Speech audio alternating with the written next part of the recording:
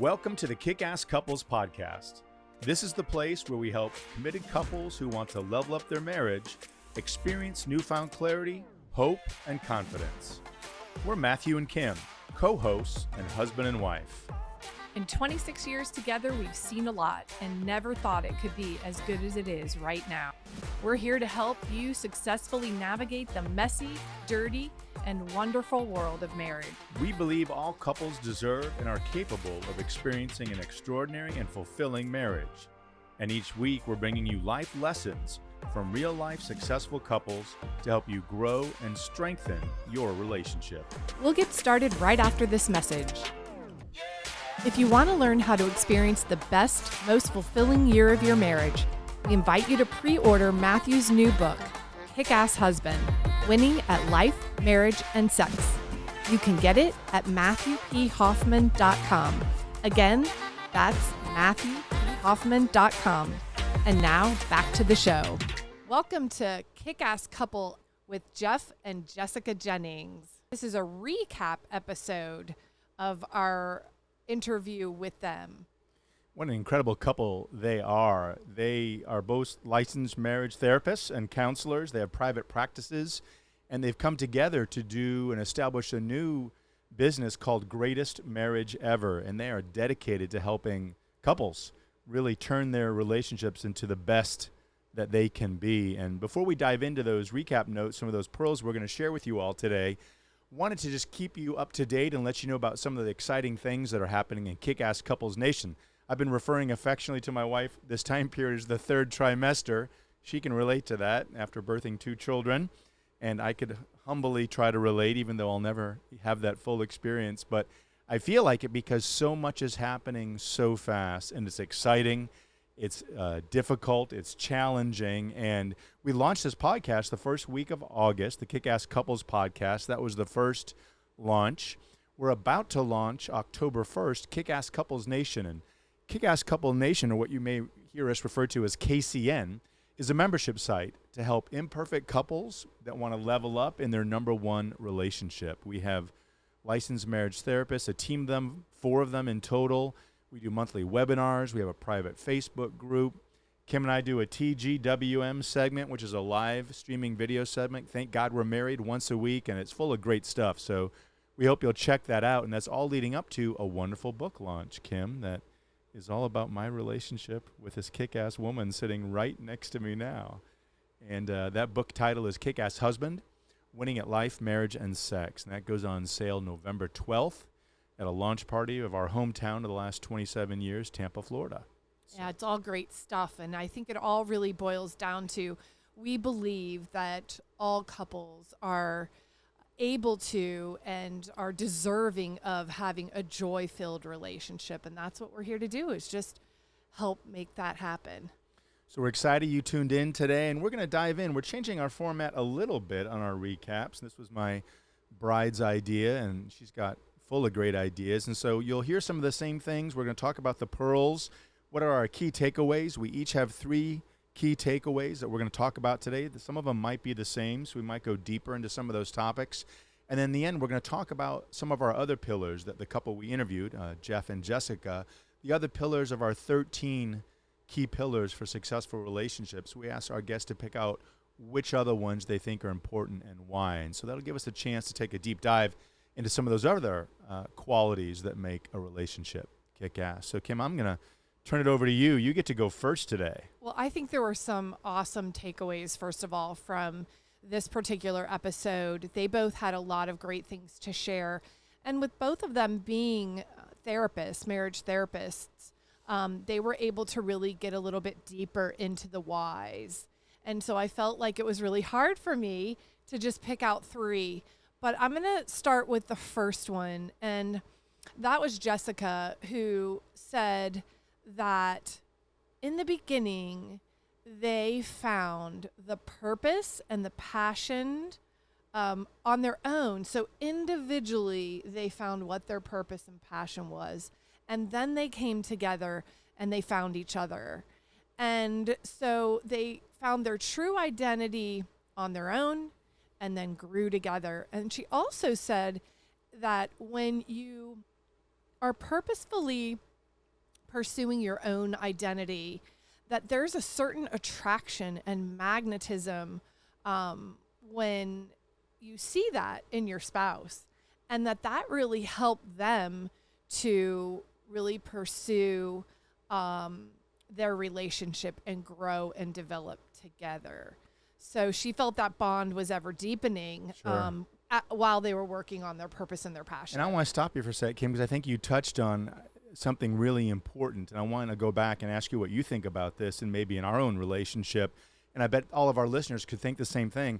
Why is it important to have an identity that is your own and your own purpose versus a purpose for the relationship? Not that there aren't goals for the relationship, but why is that important for the individual to really be locked in on what their purpose and their passion is relative to the relationship? I really just believe that makes a more fulfilled person. So when you've really honed in on what your purpose is and you know what your passion is and you're able to pursue it, it just makes you a better person and you are fulfilled on your own. And so by being fulfilled on your own, you then can really take all of that and pour it into a relationship and be successful in your relationship. Right. Yeah, I agree. I think that one of the traps, right, that I know that we can fall into is maybe we're looking to our spouse to fulfill us, or that they're responsible for our happiness or our contentment, and we think it's their responsibility, and that's a real false sense of personality. You're relying on someone's personality to fulfill you instead of it coming from within. And if both people do that, what do you bring into that relationship? If you're looking to someone else to make you happy Right. and make you fulfilled, man, that's draining for the person that's got to supply that, and that's just not sustainable. It's a lot of pressure on you to fulfill yourself and to make sure I'm fulfilled as well. And so I don't think that's a good recipe for a relationship. So that's why I think you have to really pursue your own individual purpose and really be happy and joyful within yourself before you can really have a successful relationship with someone else. And it doesn't matter. It doesn't, don't have to be married. It's just a relationship in general. It's what you bring to that relationship. Absolutely. And the good news, Kim, too, is that if you have your purpose and passion, which I know you do, and I'm aware of it, then I can support you in that. But if you don't have it or I don't know what it is, I can't be there for you. I can't support you and know how to come up next to you and underneath you and encourage you to give you what you need to fulfill your own purpose and mission. Sure. Well, how about you, Matthew? What did you take away? What are one of the things that you took away from this interview with Jessica and Jeff? Gosh, yeah. The first takeaway that I kind of took note of is when Jessica talked about rising up fully for who you are and speaking the truth in love. And then she talked a little bit more about, she said, you can't sugarcoat problems. You don't want to make them so sweet and tender that they don't sound like issues. You don't want them to be too sugary, and you don't want them to be too sharp. But she said, and something that she had to work on, and she talked a lot about this in our interview, she had to learn how to be assertive. And assertive language is loving. It doesn't mean you're yelling and being negative. And Jeff had some triggers he talked about being yelled at and some violence and some crazy circumstances as he was growing up. And, she talked a little bit more about seeing obstacles and agreeing to go forward even though there are obstacles together. And so she talked about that language and communicating. So, you talked about finding your purpose, and she said you got to rise up and fully for who you are and speaking the truth, not just about yourself, but about your spouse in love, because if you're holding them accountable, then you can speak to them lovingly about that. Yeah, it's great that you made note of that. That was my number 2, actually, because I gotcha. love the statement of speaking truth in love and being able to, she said, really be committed to owning her own stuff and to showing up. And that means being vulnerable and to share your true self and not to be afraid of that. To know that there's safety in doing that in the relationship. That was great. One of the quotes I kind of underlined that she made, she said, the obstacle is outside of you and you can conquer it together. And I think we'll talk more about that later in conflict resolution maybe, but everybody thinks when things arise in a relationship that it's a person. And if you're struggling with something in your relationship, one of the key steps that she talks about is the obstacle is not the person. It's not he or she is doing something or he or she isn't doing something. You got to look at it as a thing and say that thing, that belief, that false impression or thought is trying to get in the way of our success. Let's recognize it for what it is and then together figure out what we have to do to conquer it. And that's great because it takes personality out of my spouse did this to me, I'm a victim, or they didn't do that, and how dare they. And it's really about understanding and figuring out together how to work through those obstacles, isn't it? Absolutely. You know, one of the things that Jeff said relating to that is there's some transparency there, but also being able to receive that information, that vulnerable information, that transparency, and know that the relationship is not threatened. It's not at stake, right? You're safe in that space. So I think that that was a really important point as well. One of the things that they said that they also try to do is stay away from the 4 horsemen. And I think that's always a good reminder to our listeners what those 4 things are. Matthew, do you want to share with us? And it's interesting because that leads kind of into my next big takeaway. And I was going to let you go, but I'll jump in since we're talking about communication, right? And some of the things, and I'll get to the 4 horsemen in a second, but you know, Jeff was saying you got to be honest, you got to be vulnerable, you got to be transparent, and he felt a little challenged to communicate when he was upset. And so he said, man, you know, in life, your relationship is not going to always be sunshine and roses, right? If you think it is, then you haven't been in your relationship very long. And so his challenge was, how do I communicate when he's irritated or upset? Because his tendency, and he recognized this, is to withdraw based on his family of origin, some of his child experiences. And really, he talked about staying away from those 4 horsemen, which, to review, the 4 horsemen are things that John Gottman recognizes in some of his work that can come in and, you know, ride in. He calls them horsemen because they ride in and want to trample, take over, and bowl over. And one of them is defensiveness. Another one is contempt. The third is stonewalling. And the fourth is criticism. And criticism and defense, I think, as Jess kind of said, she goes, those are really related because if you're defensive because you're being criticized. So you're withdrawing, and those two really play off each other a lot. What else did you get from that area about the 4 horsemen and communication? Yeah, very much the same. I think that we all fall victims to those 4 horsemen, and I think they creep in without us even realizing it. Maybe you're having a discussion and all of a sudden the other person just becomes defensive, right? Mm-hmm. And then the criticism starts. And before you know it, you are in the middle of a blow up that really could have been, I think, deflated if you're really aware of those 4 things and you really try not to let them sneak in. Yeah, being aware of them is huge. And I think she gave a great suggestion. Jess said, when there's criticism and when there's a disagreement like that or a struggle, she said you have to look at the process, not the content. And it's so hard because we get offended by the content of what our spouse may or may not be saying or what they're suggesting. Yeah. And you take it as an affront, it's criticism. But if you look at the process that you have to go through in order to handle those issues and say, are we using the best process to work through this issue? It's not about the content, but it's about understanding and resolution, if it's possible, to get through it. She said if you're committed to the process, the content's kind of irrelevant. And that was my number 3. So I'm going to just I'm not going to cut you off. Oh, take over. Go, get in there. But since we had the same number 2, my number 3 was exactly that example that she gave, looking at the process and not the content. And the example that she gave in this particular episode was about the fingernail clippers, right? They have fingernail clippers and they keep several of them in the same spot. And Jeff was trying to look for the fingernail clippers and couldn't find them. And he got real irritated with that. And so her example was that it had nothing to do with the fingernail clippers. It had to do with the fact that he loves order. it's important to him. He felt out of control and unimportant in his own home because he couldn't find what he needed. It wasn't put back in the proper spot, right?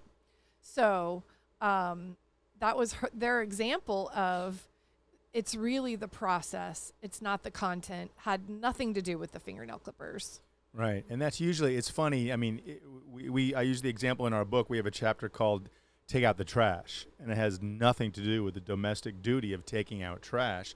It has to do with communication, and are you being listened to? And, we talked about this before. If Kim asked me to do something 1 time, 2 times, 3 times, 4 times, I may not think it's important. It may not, it go, oh, that could be the least important thing. It's not even rising on my radar.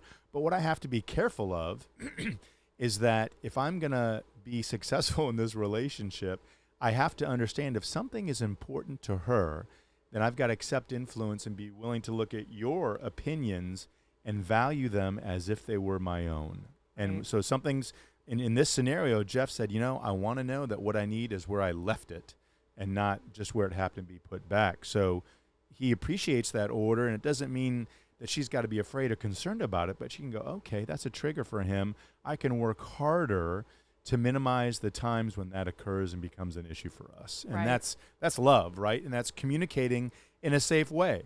You got to slow it down. You got to make sure that you're being loving, and you got to not allow those other things to creep in. It's not the discussion is not about the fingernail clippers. It's about, do you value me? Do you appreciate me? Right. And are you listening and valuing what I do for this relationship? And Jessica said something really interesting. She said that sometimes that process is elusive. You don't really know what it is. So by taking a minute, taking a breath, slowing down, maybe even having a discussion about it, then that elusiveness tends to dissipate, and you can see and understand the real reason for the discontent. And I think she also said a big washout is you have to make sure that you're understanding and seeking to, you have to be like an inspector, right? And a detective. Yeah. What are the feelings that are underneath the discussion, and making sure that they're acknowledged? Because you and I have said this before, you have the right to feel the way you feel. And if somebody's discounting your feelings, they're really discounting you. Right. So we want to, I think she said, you got to make sure that you understand what are the feelings underneath the discussion. Like in this situation with the fingernail clippers, it was that Jeff felt out of control, not listened to, and he didn't have the order that he needed to be successful in what he was trying to do. Sure. And with anyone else, it could be, I feel alone. I feel uncared for. There's a lot of things that could be happening there. And like Jessica said, it sometimes can be elusive. So we do need to stop, investigate, ask the questions, really slow everything down so that we can better understand. In talking with Chris Cambus, I don't know if you remember when we interviewed Chris and Lori Cambus, he said, what's the story within the story? Yeah. And that was his way of saying, let's get at what's really happening here. What are the feelings, as Jess said, that are underneath this? And then, okay, you're saying you're upset and angry about this, but let's get to the heart of what's really bothering you. Or another easy question to say, guys, to your spouse is, hey, why is this so important to you? Help me understand. And that simple question opens the door for that discussion to occur, right? And for the exchange to happen. Sure. When it comes to creating a kick-ass marriage, do you ever wonder how you're doing? We found that there are 13 key components that make up a thriving relationship, which is why we've created the Kickass Assessment. In this powerful free tool, you'll learn what they are and how you and your spouse are ranking in each one. And you'll get recommendations that will help you start improving today. To get your results, simply visit MatthewPHoffman.com. Again, that's MatthewPHoffman.com. It's time to start kicking ass. Let's go. Anyway, so that's good. My next one had to do with kind of conflict resolution. That's something we talk about with all the couples when we get together. And some of the things that they both talked about we have to stop doing in conflict resolution when we're trying to fight fair, right, is we got to stop naming, blaming, and naming calling. It's the pointing finger. It's that accusation. And again, what's happening underneath? What's the root cause versus the symptom, right?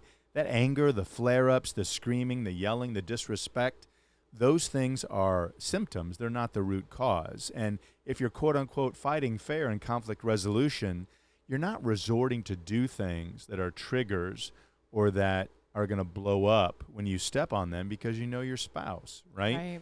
And I think that I remember they talked about self-protection strategies, right? You got to make sure that you're protecting yourself. We all have them, things that we do and won't do because we don't want to get hurt, right? We naturally avoid danger and don't want to hurt ourselves. And in situations when we have conflict, we walk in and we put these walls up or we put things in to keep us safe. But we got to be willing to communicate our feelings, be vulnerable, and not allowing that iciness and shutting down to come in. And I loved the expression I think that she shared. I think Jess may have shared it. She said, you got to break the ice, right? Because when the relationship is icy and cold. Right. One person needs to step in and break the ice. Yeah. I mean, how long you want to live in that icy stage? It's not a fun place to be cold and unloving and distant from your spouse. And another thing she said is that, you're both hurting. Both sides are hurting, and that there are no bad guys. There should be no bad guys. Yeah. And I mean, coming back to the idea about, she said you got to own your stuff, because every discussion, every conflict, there's two sides. And I think if you're willing as a spouse to say, hey, you know what, mea culpa, I'm going to own my junk. This is what I contributed to the problem, and I can work on that, and I can make sure that doesn't happen again, recognizing that. And then I'm showing my true self instead of trying to be perfect. She's really struggled with perfection. She said, if I used to think if my spouse is going to love me, I got to be perfect. I got to look perfect and act perfect and say the right things and do the right things. Right. And that's a lie. It is a lie. That's a lie. And we all have that tendency to have a lie, right? It might be different for each of us, but to be able to call that lie out and say, this is not true. I do not have to be perfect. I do not have to be all the time a 10, right? In order to be loved and accepted. Yeah, worthy and deserving. And I think that she said there's not a bad guy in the relationship. There's a bad thing that's happening, but it's not one is right and one is wrong. And nobody likes to play the role of bad guy, but you can recognize the behavior or the cycle, that's taking you to a bad place. But there's not a bad person because you love each other, you're committed, and you're dedicated to working it out. Right. And I love that. And I think there one more thing while we're still on this point is that once you've unveiled that belief, in this case maybe it's a lie that I need to be perfect, right? Once you've unveiled that, you have a superpower. You know what that is, and you can then go to yourself and say, wait, stop. I don't have to be perfect. There's love, there's safety. Everything I need is right here. I can take a breath. I can step back. I don't have to be perfect. This person isn't expecting that from me. Yeah. Yeah. And then what's nice about it is that you can support that. If Jeff said, hey, I know that's something that she struggles. So when we're not in a disagreement or fighting, I can encourage and support her not to treat herself that way or accept that lie about herself. So not only is it the person that says, this is my issue and I'm going to work on it, but it's the supportive, loving spouse that says, when we're not in conflict, I'm going to remind you that this isn't who you are and that you can dump that and to not take actions or say things. I did that with Kim, and a great example is when we started this podcast, my wife was on the fence. She said, I don't know if I want to do that with you. That's not my gift. Not my gift. You do it so much better. You got that theater background. You're a speaker. You're comfortable. And then once she made the decision to come in it, didn't force her. She made her own decision. She's a big girl on her own. And people started giving her compliments and saying, you're doing well and you've got some skill and talent. And then she would say, it's not my thing. I'm no good. And I told her, I put my arms on her shoulder one day and I looked at her and I said, stop saying you're not good, because you are. You're not perfect. I'm not perfect, but you have talent, skill, and ability, and you need to own your goodness and stop beating yourself down. And so that was an opportunity I was given, but if I didn't know that's something that she struggled with, then when we're out of conflict, I couldn't support her on it. So understanding what it is for you spouses out there, whatever issue your husband or wife is struggling with, you can be a huge cheerleader and advocate for helping them recognize it and work out of it in a loving way. Yeah, there was a lot of affirmation there for me. So thank you for acknowledging and seeing that and supporting me when we're not on the air and just in life, supporting me in life in general. Oh, I love the opportunity. And I know we've spent some good time. I want to briefly touch on some of our other pillars that they talked about. Yeah. Do you have something on one of those? So I loved Jessica's pillar was faith. She talked about how they meditate together, they attend church together. So their faith is important to her, to their relationship foundation. It gives them a lot of strength and a power to be able to overcome any and all things. That's a great connection they had. I think she said something like, you have to believe in the truth about themselves and each other, and that their faith and their moral code, those things, the meditation, the prayer, the church they do, help them do that for each other. Yes. And I thought that was great. I really Agreed. It appreciate happens that. to be one of my favorite pillars on the list as well, because I really feel that foundation, if I don't have that foundation, that spirituality, that really just grounds me each day, then I can't show up for you and I can't show up for our family. Sure. And that if you've joined us, this is your first episode listening, you haven't heard us talk about our 13 pillars. We have 13 pillars, and we think that these qualities, you can find them on our website, www.matthewphoffman.com. And those 13 pillars are the qualities that we think make up every successful relationship. We talk about them all the time. And Jeff picked out appreciation. He said, you know what? You got to have gratitude practices. What are the 3 things that you like about each other? And not forever, but that day. Hey, I saw you do this. I appreciate that. You know what I love about you most? Just those 3 things. He says whether you're writing them down or verbalizing them, and making it, you don't want to take each other for granted. And I think that sometimes we get so wrapped up in family, in work, in extended family or family of origin that we forget to look at the person that we're committed to and let them know what we love about them and what we appreciate about them and express that gratitude. And, when you're expressing gratitude, you know what you can't, Kim? You can't be grateful and angry at the same time. Right. Or fearful, for that matter. Can't be grateful and fearful. So if you've got anger or fear about something, stop and think about what you're grateful for, because it's a great reset. And I think that Jeff said that's really important to him. He loves to hear appreciation from Jess about how he is to her in the relationship, right, and their family. And that kind of led right into another pillar that we have, which is, he said, it makes him feel secure. It reassures and reaffirms their relationship and his security in their relationship. Yeah. Love that. And guys, we could go on in this recap forever, but what a dynamic couple, a power couple, a kick-ass couple. They were both so tender and sweet. And if you're looking for counseling or marriage advice, if you need help in your marriage, not just because there's an issue, but Kim and I believe in getting help to invest. You change the oil in your car and you rotate the tires and the alignment's got to be in place. That's Jeff and Jessica Jennings. And I think if you go back to the full episode, their website is there, greatestmarriageever.com. And man, they are just incredible people. And we're so glad to have the time with them. So if you haven't listened to the full episode, please go back. It's episode 14 on the Kickass Couples podcast. This has been the recap of Jeff and Jessica Jennings. Thank you for joining us today. If you haven't done so already, if you've just listened to one episode, please, please, please like us, give a review, and give us a rating. If there's something you'd like to see us do differently or feel we could get better, let us know.